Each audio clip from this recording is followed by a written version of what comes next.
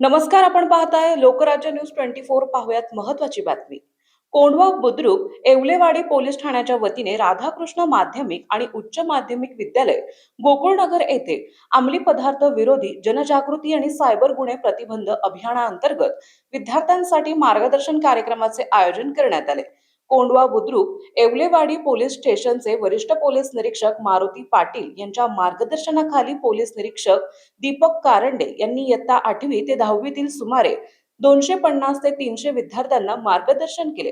अंमली पदार्थाच्या सेवनामुळे आरोग्य, शिक्षण आणि भविष्यात होणारे गंभीर दुष्परिणाम याविषयी त्यांनी विद्यार्थ्यांना सविस्तर माहिती दिली। तसेच सोशल मीडियाचा सुरक्षित वापर, ऑनलाईन फसवणूक, सायबर गुन्हे टाळण्यासाठी घ्यायची काळजी आणि सायबर सुरक्षिततेबाबतही महत्त्वपूर्ण मार्गदर्शन केले।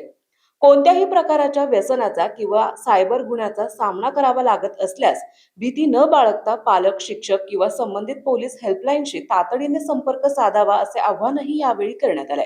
विद्यार्थ्यांनी पौष्टिक आहार, चांगल्या सवयी आणि निरोगी जीवनशैलीचा अवलंब करावा, तसेच शाळेतील तक्रार पेटीचा वापर करून आपल्या समस्या मांडाव्यात असेही सांगण्यात आले।